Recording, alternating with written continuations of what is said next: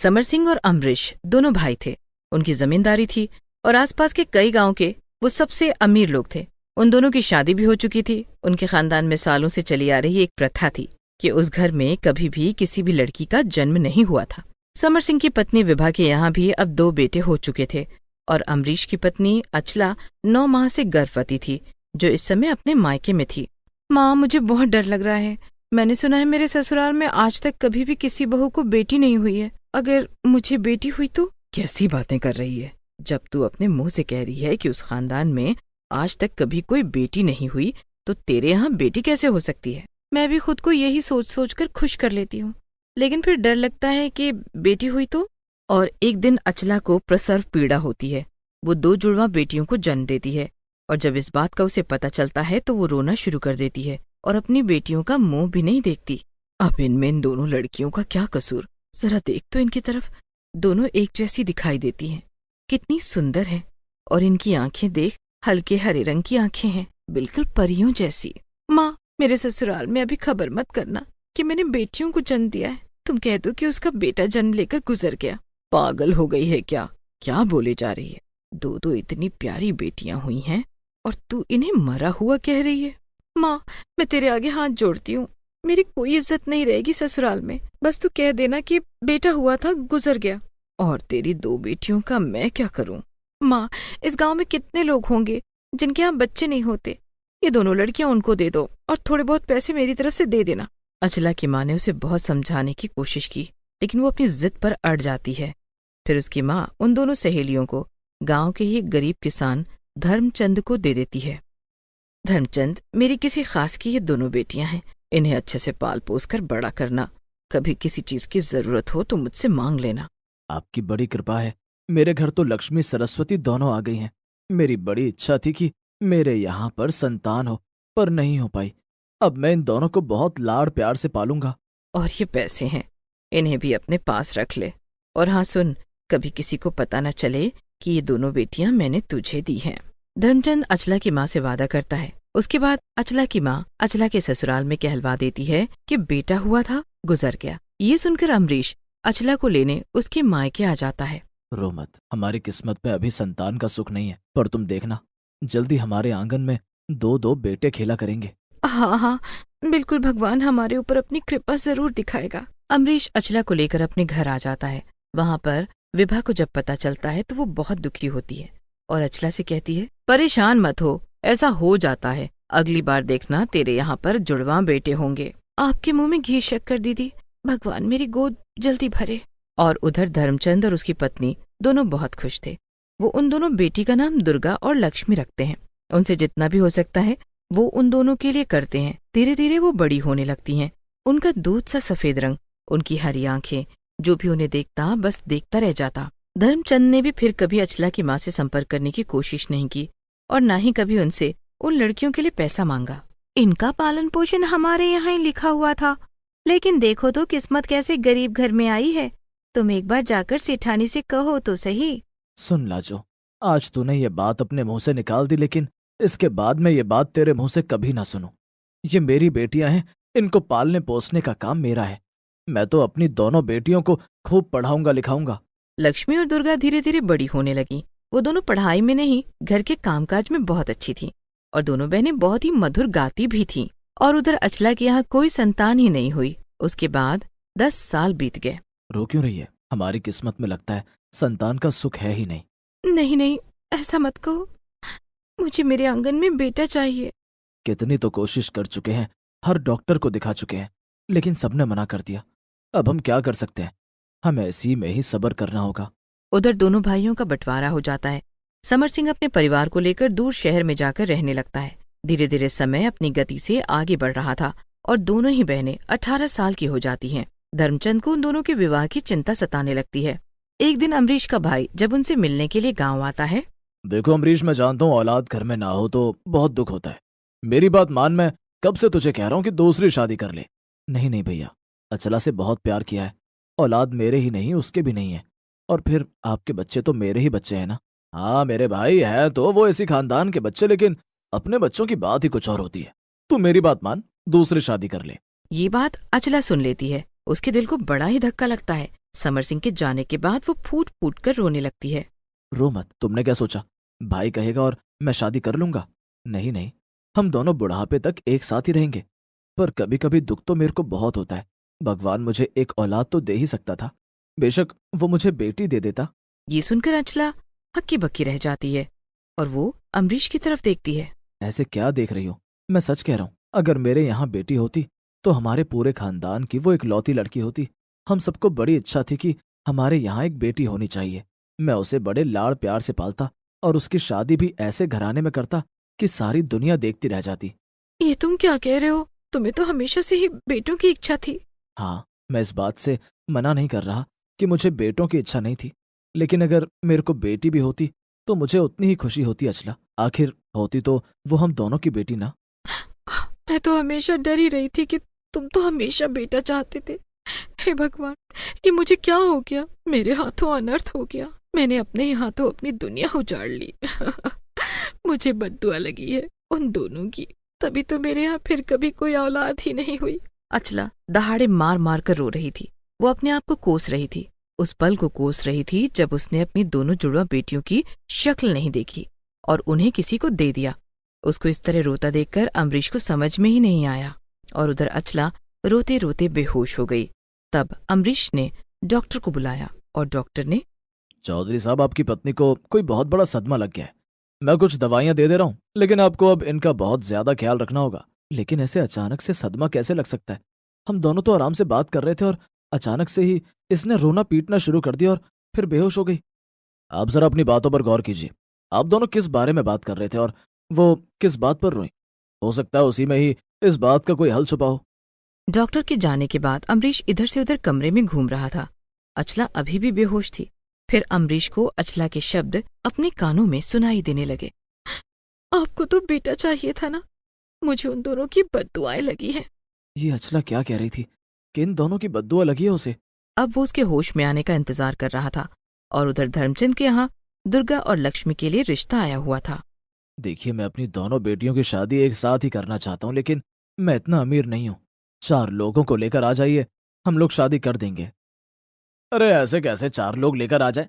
हमारी अपनी बिरादरी में नाक है या नहीं? अभी आप अपनी दूसरी बेटी के लिए लड़का भी देखेंगे, वहां भी आप कह देंगे कि 4 लोग लेकर आ जाइए। ऐसे रिश्ते नहीं होते। हम तो चाहते हैं कि हम जितने भी बाराती लेकर आए उनका स्वागत बहुत धूमधाम से हो। मेरा इतना सामर्थ्य नहीं है। इतना सुनते ही लड़के के माँ बाप वहां से उठकर चल देते हैं। इस तरह कई रिश्ते आए और गए, लेकिन दोनों बहनों के लिए धर्मचंद के पास इतने पैसे नहीं थे कि वो उन दोनों की शादी धूमधाम से कर सके। और उधर जब अचला को होश आ जाता है। अचला, अच्छा हुआ तुम्हें होश आ गया। देखो, मैं तुमसे बहुत प्यार करता हूँ। मुझे ऐसा लग रहा है जैसे जैसे कि तुम मुझसे कुछ छिपा रही हो। मुझे बताओ, तुमने बेहोश होने से पहले ये क्यों कहा था कि तुम्हें उन दोनों की बद्दुआ लग गई? वो कौन है जिनकी बद्दुआ तुम्हें लग गई? तुम मुझे माफ कर दोगे तभी मैं तुम्हें कुछ बताऊंगी। हाँ हाँ, मैंने तुम्हें माफ किया। अब मुझे बताओ, वो दोनों कौन है? किसकी बद्दुआ लगी है? हमारी जुड़वा बेटियों की। मुझे मरा हुआ बेटा नहीं हुआ था। मेरे यहाँ 2 जुड़वा बेटियां हुई थी। मैं डर गई थी कि तुम्हें बेटा चाहिए, इसलिए मैंने उनकी शक्ल भी नहीं देखी और मेरी माँ ने वो गांव के ही किसान को दे दी। ये सुनकर अम्बरीश सर पर हाथ रखकर जमीन पर बैठ गया। ये तुमने क्या किया? मैं 2 बेटियों का बाप था और सारी जिंदगी में यही सोचता रहा कि मेरे यहाँ औलाद नहीं है। ये तुमने क्या कर डाला अचला? मुझे बताओ, वो कौन है? किसके यहाँ पर हैं मेरी दोनों बेटियां? अचला अम्बरीश के साथ अपने मायके आ जाती है। उसकी माँ उसे बताती है और फिर वो लोग धर्मचंद के घर जाते हैं, जहाँ कुएं के पास दोनों बहनें खड़ी हुई थीं और बातें कर रही थीं। अपने घर के बाहर इतनी बड़ी बड़ी गाड़ियां और उनमें से उतरते हुए लोगों को देखकर वो दोनों हैरान हो गईं। धर्मचंद और उसकी पत्नी भी बाहर आ जाते हैं। अम्बरीश और अचला जैसे ही दुर्गा और लक्ष्मी को देखते हैं, दोनों रोने लगते हैं। अचला की माँ को वहां देखकर धर्मचंद घबरा जाता है। धर्मचंद, मुझे पता है तेरा घबराना बिल्कुल सही है, लेकिन मेरी बेटी को अपनी गलती का पछतावा हो रहा है। दुर्गा लक्ष्मी दोनों हैरान थी कि तभी अचला भाग कर जाती है और दोनों को गले लगाकर रोने लगती है। अम्बरीश भी अपनी दोनों बेटियों के सर पर हाथ रखकर उन्हें गले लगाता है। नहीं नहीं मालकिन, मैंने सारी जिंदगी आपको कभी भी परेशान नहीं किया। मैंने इन्हें अपनी बेटियों की तरह पाला है। मुझसे मेरे बुढ़ापे का सहारा मत छीनो। मेरी पत्नी से गलती हुई है, मैं उसके लिए माफी मांगता हूँ। लेकिन यह सच है कि दुर्गा और लक्ष्मी हम दोनों की बेटी है, और तुम्हारी भी। इसलिए हम तुम सबको अपने साथ लेने आए हैं। फिर सब लोग बैठकर आपस में बातें करते हैं। धर्मचंद और उसकी पत्नी दुर्गा और लक्ष्मी के साथ अमरीश और अचला के घर चले आते हैं। अब अचला और अमरीश अपनी दोनों बेटियों को बहुत प्यार करते हैं और 2-3 साल बाद धूमधाम से अपनी बेटियों की शादी करते हैं। कल्लू और उसके बेटे का जन्मदिन एक ही दिन पड़ता था। कल्लू बहुत ही गरीब था। वो एक बड़े जमींदार के घर पर माली का काम करता था। उसकी पत्नी लोगों के घर पर जाकर उनके घर का काम करती थी। वो दोनों दिन भर अपने अपने काम पर खूब मेहनत करते थे और शाम को अपने घर वापस पहुंचते थे। उनका एक बेटा था जिसका नाम सूरज था। सूरज अब बड़ा हो गया था। अब वो काफी समझदार हो गया था। वो घर के छोटे मोटे खर्चे चलाने के लिए काम कर लेता था, जैसे कि कभी किसी की गाड़ी साफ कर देता या फिर कभी शादी ब्याह में काम कर लेता था। इस तरह उस परिवार का गुजर बसर हो रहा था। सूरज अभी ज्यादा बड़ा नहीं था। उसका भी मन करता था कि वो अपनी उम्र के बच्चों के साथ खेले, मस्ती करे, घूमे फिरे, पर वो ये सब नहीं कर पाता था क्योंकि उसका परिवार गरीबी का जीवन जी रहा था। एक बार की बात है, सूरज घर पर था। उसके पिताजी काम पर गए थे। घर पर माँ और सूरज ही थे। तभी घर के दरवाजे पर एक दस्तक होती है। सूरज दरवाजे की तरफ आता है तो देखता है दरवाजे पर कोई खड़ा है। सूरज उनके पास जाता है और पूछता है, अरे तुम कौन हो? मैंने तो पहले तुम्हें कभी नहीं देखा। दरवाजे पर एक लड़का खड़ा था जो कि सूरज की उम्र का ही था। वो सूरज से कहता है, मेरा नाम राजा है। मैं आज ही इस गांव में आया हूँ। कल मेरा जन्मदिन है और मैं गांव के सब लोगों को अपने घर पर बुलाना चाहता हूँ। लेकिन आज से पहले तो हमें किसी ने अपने घर पर नहीं बुलाया, वो दावत खाने के लिए। वो सब मुझे नहीं पता। कल तुम अपने पूरे परिवार के साथ मेरे घर पर आ जाना, ठीक शाम को 5 बजे। इतना कहकर वो वहां से चला जाता है।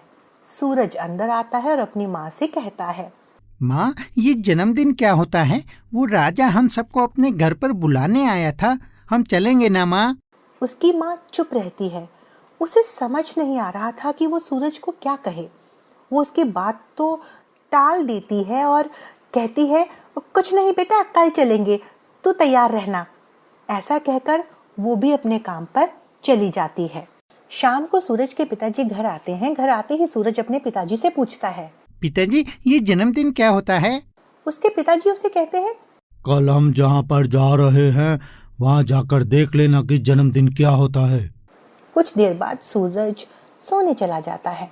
कल्लू और उसकी पत्नी बातें कर रहे थे। सुनो जी, कल अगर सूरज वहां से आकर हमसे पूछेगा कि हम उसका जन्मदिन क्यों नहीं मनाते तो हम उसे क्या कहेंगे? तो ऐसा करते हैं, कोई बहाना बना देते हैं वहाँ ना जाने का। अरे तू भी कैसी बात करती है? बेचारा कितना खुश है वहाँ जाने के लिए। बड़े सालों बाद तो हमें किसी ने अपने घर पर बुलाया है। और फिर बात करते करते वो दोनों भी सो जाते हैं। अगले दिन वो तीनों सुबह से ही बड़े खुश थे। अपने अपने काम खत्म करते वो तीनों राजा के घर जाने की तैयारी करने लगे। राजा अपनी खिड़की से बाहर देख रहा था कि सब लोग राजा के घर जाने के लिए अपने अपने घरों से निकल रहे थे। सबने नए और अच्छे अच्छे कपड़े पहने थे। उनके हाथों में बड़े बड़े उपहार थे। सूरज सोच रहा था कि वो क्या पहने, क्योंकि उसके पास तो नए कपड़े ही नहीं थे। तो वो लोगों के दिए कपड़े पहनकर ही रहता था। वो अपनी माँ के पास जाकर कहता है, माँ, मुझे भी नए कपड़े पहनने हैं। देखो, सब लोग नए और सुंदर कपड़े पहनकर राजा के घर जा रहे हैं। पर उसकी माँ कहती है, अरे बेटा, तू तो ऐसे ही बहुत सुंदर लग रहा है। तुझे नए कपड़े की क्या जरूरत है मेरा राजा बेटा? ऐसा कहकर वो सूरज को प्यार करने लगती है। सूरज मान जाता है और फिर वो अपनी माँ से कहता है, माँ, तू तो नए कपड़े पहन ले। मैंने तुझे कभी अच्छे कपड़ों में नहीं देखा और पिताजी को भी नहीं देखा। देखो ना माँ, सब लोग कितने अच्छे अच्छे बनकर जा रहे हैं।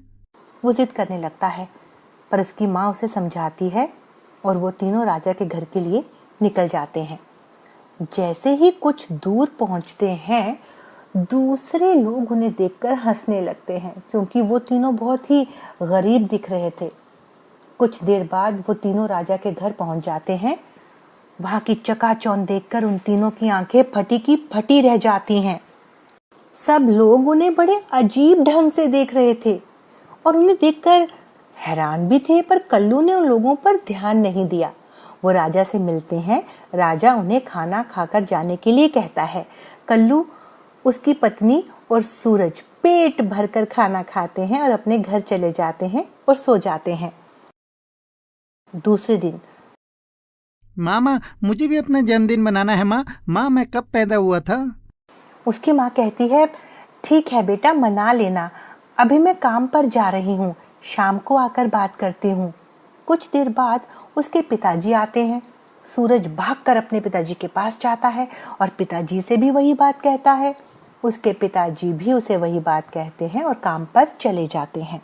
कुछ दिनों में सूरज का भी जन्मदिन आने वाला था। वो सोच रहे थे कि वो सूरज को कैसे मनाए कि हमारे पास तो कुछ भी नहीं उसका जन्मदिन मनाने के लिए। फिर एक दिन कल्लू जिस जमींदार के घर पर काम करता था, उनसे वो कुछ पैसे उधार मांगता है और पैसे लेकर वो घर चले जाता है। कुछ दिनों बाद सूरज का जन्मदिन आ गया था। आज सूरज बहुत खुश था। वो जैसे ही लोगों को बुलाने के लिए अपने घर से निकलने को तैयार हो रहा था, उसकी माँ उसे रोक लेती है और कहती है, अरे सूरज बेटा, तू कहाँ जा रहा है? सूरज कहता है, माँ मैं लोगों को बुलाने जा रहा हूँ। इतने में उसके पिताजी भी वहां आ जाते हैं और सूरज को कहते हैं, अरे बेटा, तू तो जानता है ना तेरे माँ बाप कितने गरीब हैं, वो इतने लोगों का खाना कैसे खिला सकते हैं? सूरज नाराज हो जाता है और कहने लगता है, नहीं पिताजी, मुझे कुछ नहीं सुनना। आज तक मेरा जन्मदिन आपने नहीं बनाया, अब मुझे भी अपना जन्मदिन मनाना है। और गुस्से में घर से बाहर चला जाता है। सूरज की माँ कहती है, तुम चिंता मत करो, मान जाएगा, हम तीनों हैं मिलकर उसका जन्मदिन मनाएंगे। मैंने कुछ पैसे बचा कर रखे हैं, उसी से हम कुछ कर लेंगे। कल्लू भी कहता है, हाँ मैंने भी अपने मालिक से कुछ पैसे उधार लिए हैं। ऐसा कहकर वो दोनों अपने अपने कामों पर चले जाते हैं और काम से जल्दी लौट आते हैं और सूरज के जन्मदिन की तैयारी में लग जाते हैं। सूरज घर पर बैठा सोच रहा था कि शायद उसने आज ज्यादा ही अपने माँ पिताजी को दुखी कर दिया। वो भी घर से बाहर एक पेड़ के नीचे बैठ जाता है। शाम को जब घर लौटा तो उसने देखा कि उसका छोटा सा घर बहुत सुंदर लग रहा था। उसके माँ बाप ने भी नए कपड़े पहने थे और एक टूटी सी कुर्सी पर कुछ रखा था। सूरज उसे उठाकर देखता है तो उसमें उसके लिए नए कपड़े रखे थे। सूरज जल्दी से वो कपड़े पहन लेता है और बहुत खुश होता है। फिर उसकी माँ उसकी पसंद का खाना लेकर आती हैं और तीनों मिलकर खाना खाते हैं। सूरज अपने माता पिता को देखकर बहुत खुशी महसूस करने लगता है और अपनी माँ से कहता है, माँ मुझे माफ कर दो, मैंने सुबह आप दोनों पर गुस्सा किया। माँ थोड़ी देर के लिए मैं भूल गया था कि मैं क्या हूँ, लेकिन माँ तुम देखना, एक दिन मैं भी बड़ा आदमी बनूंगा और फिर तुम दोनों को राज करवाऊंगा।